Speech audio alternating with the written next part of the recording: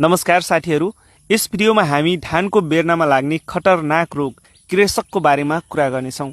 यो रोग खास गरी सानो अवस्थाका बिरुवाहरूमा अत्यन्तै विनाशकारी हुन्छ, जसले केही हप्ताभित्रै बिरुवाहरू मर्न सक्छ।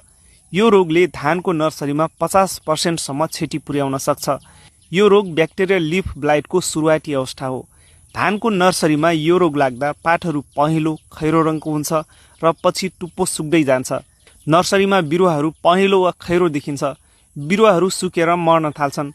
अब यसको रोकथाम तथा नियन्त्रणको बारेमा कुरा गरौँ। यो रोगको रोकथाम तथा नियन्त्रणको लागि गर्ने पहिलो काम भनेको बिउ उपचार हो।